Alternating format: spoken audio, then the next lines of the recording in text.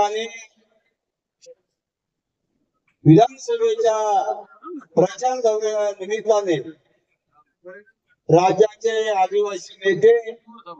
सन्माननीय नरहरी झिरवाळ साहेब हे या दौऱ्यावर येत असताना सर्व आदिवासी कार्यकर्ते या कार्यक्रमाच्या निमित्ताने उपस्थित आहेत। मित्रांनो, आपण जर बघितलं माझ्या अकबरच्या वक्त्याने बरेच काही सांगितलेलं आहे,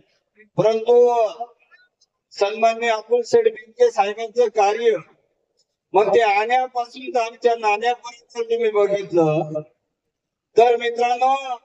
अनेक गावातले रस्ते असतील, शाळा असतील, पिण्याच्या पाण्याच्या योजना असतील किंवा आरोग्य केंद्र असतील किंवा इतर काही सुविधा असतील त्या सोडवण्याचं काम अतुल शेठ बेनके साहेबांनी 2021 पासून जी सुरुवात केली 2024 पर्यंत या आमच्या जांभ्या उठाय केला तर असं कुठलं गाव नाही की त्या ठिकाणी अतुल शेठनी निधी पाठवला नाही। मित्रांनो, प्रत्येक गावात 2 कोटी 4 कोटी 5 कोटी याप्रमाणे निधी प्रत्येक गावामध्ये गेलेला आहे। पण त्या गावातले रस्ते असतील, गटारे असतील, शाळा असतील किंवा अन्य इमारती, समाज मंदिरे असतील, सभा मंडप असतील, या इमारती आज आपल्याला बघायला मिळतात। परंतु मित्रांनो, आपल्या आमदारांचं जे काम आहे, जुन्नर तालुका 2018 ला पर्यटनामध्ये घोषित झाला,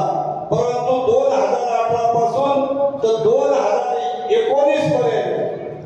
कुठेही 1 रुपयाचा निधी जुन्नर तालुक्यामध्ये पर्यटनाला उपलब्ध झाला नाही। परंतु ज्या वेळेला आपले आमदार निवडून आल्यानंतर जे पहिलं काम हातामध्ये घेतलं ते काम घेत असताना तालुका नुसता कागदावर पर्यटनामध्ये घोषित झाला होता, पण प्रत्यक्ष त्याची कृती किंवा त्याचा निधी आदिवासी भागात किंवा या तालुक्यात कुठेही आलेला नव्हता।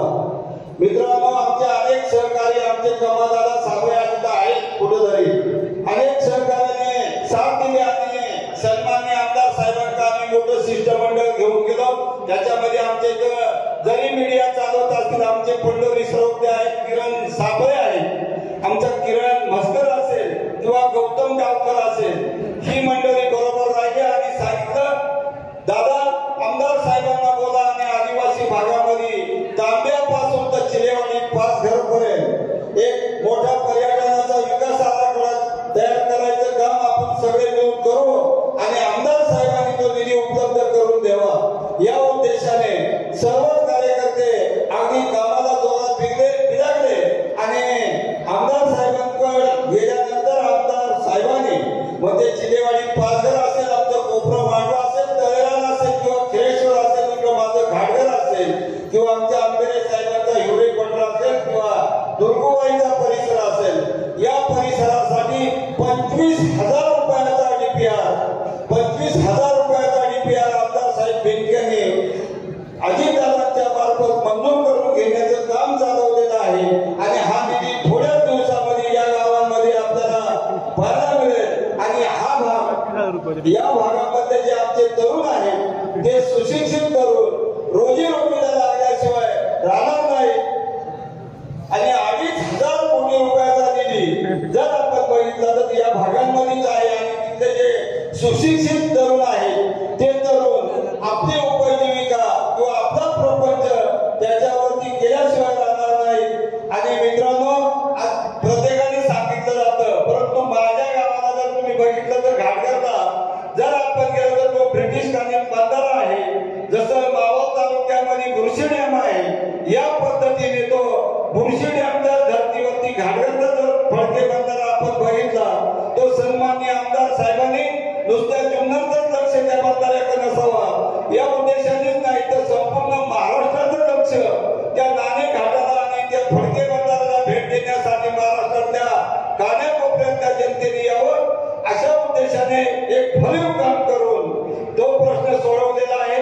मित्रांनो, पिण्याच्या पाण्याचे प्रश्न असतील, शेतीचे प्रश्न असतील, ते सुद्धा सोडवण्याचं काम सन्माननीय अतुल शेठ बेनके साहेबांनी केलेलं आहे आणि हे करत असताना माझ्या घाटघर परिसरामध्ये आमचे सरपंच या ठिकाणी उपस्थित आहेत। सरपंच सुद्धा पूर्वी भारतातले होते, माझा जरी भाषा असेल तरी ते भरकटलेले होते, पण त्यांच्याही लक्षात आलं की अतुल शेठला आपल्या गावाला 15 कोटी रुपयाची विकास कामे मिळालेली आहेत आणि त्यांनी मी आज निर्णय घेतला तर मामा काळूदादा बरोबर आम्ही सुद्धा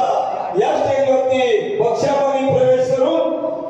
काळूदादाला आणि मालती मामा वाळेला पाठिंबा देण्यासाठी आम्ही त्यांचे बरेच सहकारी या ठिकाणी उपस्थित आहेत, त्यांचंही या सभेच्या निमित्ताने मी अभिनंदन करतो आणि येत्या 20 तारखेला